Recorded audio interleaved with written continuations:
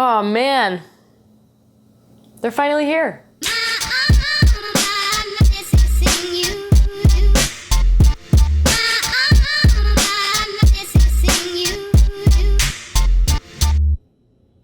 New buds, who dis?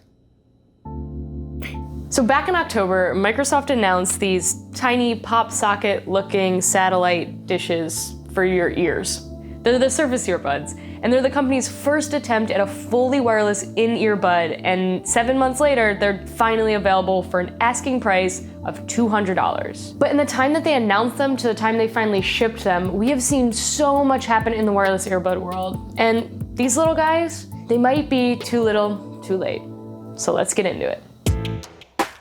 The Surface Earbuds come in a large plastic pill-shaped case that looks a lot like a giant Tic Tac. It has a USB-C port, a pairing button, and on the inside, an indicator light. Currently, there's one color option that Microsoft calls light gray or glacier, but these are bright white. They come in white, with dark gray coming later. Because there's no wireless charging, the case is really light, and the click feels more like a slap of two plastics than it does a click.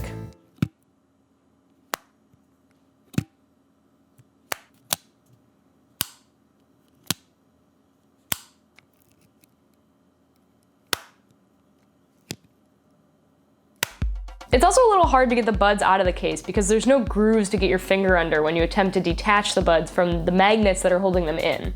You have to be able to get leverage on like a really slim piece of the bud that actually sticks out of the case. I was able to get the hang of it, but I could see people actually having trouble with this. Now, the buds themselves are unique. Overall, the design just looks like a pop socket. A flat, satellite-looking exterior and a bike seat-esque earpiece. They're IPX4 water resistant, so you should be good in some light rain, should definitely be fine working out in them, and you have 3 size options for tips: small, medium, and large. And y'all, I gotta be honest, I rock the medium-sized tip, and these fit really well, and they're actually super comfortable. I went hours upon hours of wearing these things and never really felt them in my ears or experienced any discomfort. No one ear is the same, and there are gonna be people that these are simply not gonna work for. But I started slacklining recently, and I've been wearing these while doing that, and since I'm very new to the sport, my arms are going everywhere, I'm constantly falling off the line, and these never fell out once. So from dancing to chewing to running, these stayed in my ears. But since they stick so far out of my ears, go to put a backpack on, go to take a sweatshirt off, and these come off too. And when you pay a lot of money for a piece of tech, it is quite horrifying to see them tumble down the sidewalk. I just overall wish that they didn't stick out of my ear quite as far.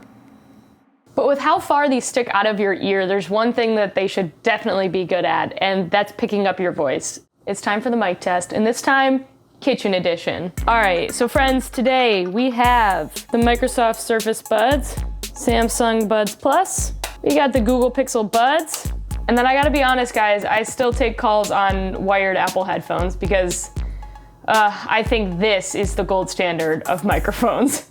All right, so first, with no noise in the background, these are the Surface Earbuds. These are the Pixel Buds that were also recently released. With these, it was all about them not being super comfortable to wear for a long time, but God, I love that Google Assistant. Man, whenever I put the Galaxy Bud Pluses back on, I'm like, yeah, these are pretty comfortable. These feel right in my ears. I know it's a weird addition to this competition, but I have to admit, friends, like when I want to take a call and I need to know that someone can hear me, I just pull these out. The reason I chose the kitchen to do this mic test is because there's one thing I do a lot of while talking on the phone, and just do a lot of in general, and that's washing my hands. You know, I'm just out here trying to be clean, trying to follow that 20-second life. HIJKLMNOPQRN. You really got to get under the fingernails. That was something that I always overlooked. I hope that this hand washing continues after COVID. I hope that everyone keeps up on it.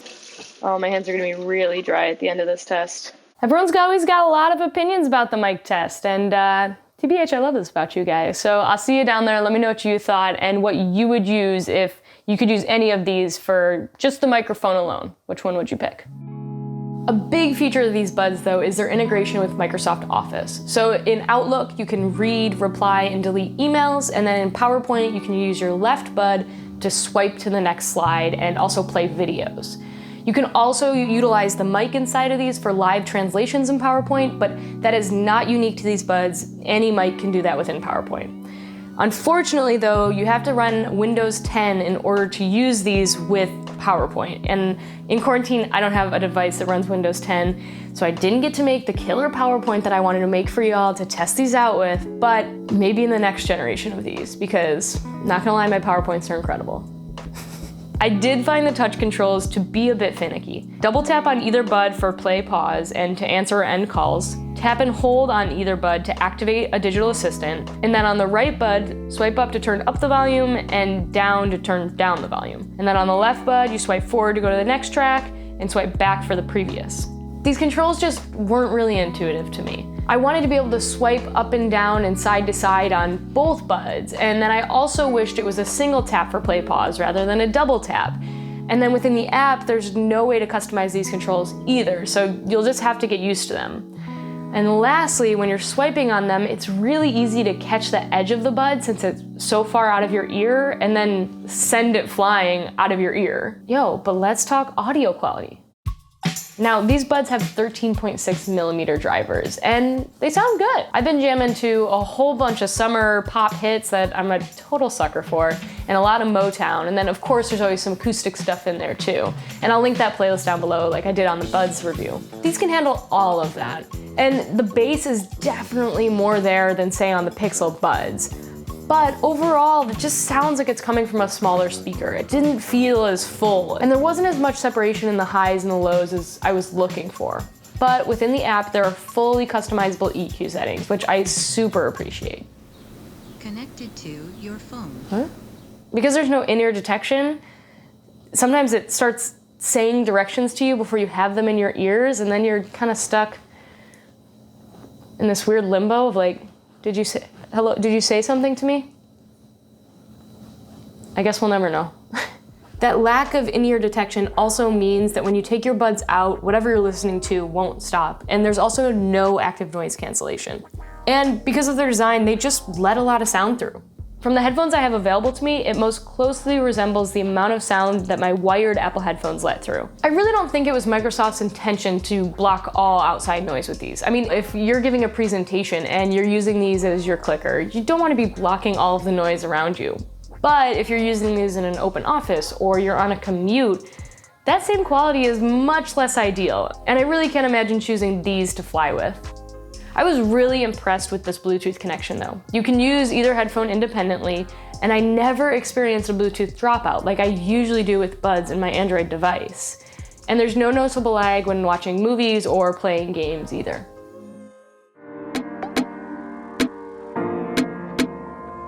The Surface Audio app shows battery life of your buds, but not the case, and houses device settings along with updates and video tutorials. There's a notification that pops up once you've connected your buds to your phone and you open the app. This notification says that it's helping keep your buds connected to your device, but I super hate having notifications, so I disabled them for this app on my phone, and I didn't experience any problems with my headphones dropping out or EQ settings changing for that matter. Microsoft claims that the Surface Earbuds have around 8 hours of continuous listening time on a single charge with 2 additional charges in the case. A 10-minute quick charge can provide up to 1 hour of additional battery life. In my test, I found that the battery life was really good, but when taking a lot of calls with them, the battery drained much quicker.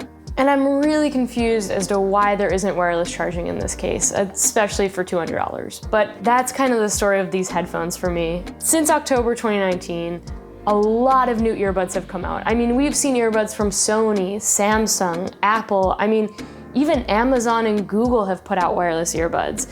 So by the time these actually got to market, well, we've seen a lot of great competition come in. And for $200, while these headphones can definitely compete audio-wise, they're just missing some features, like wireless charging. And on top of that, these are really big earbuds. So I just feel like Microsoft is coming a little too late to the party with, well, not enough to offer. Buds, buds, buds, buds, buds, buds, buds, buds, buds, buds, buds, buds, buds, buds, buds, buds. Everybody, buds, buds, buds, buds. It's getting to that level. around here.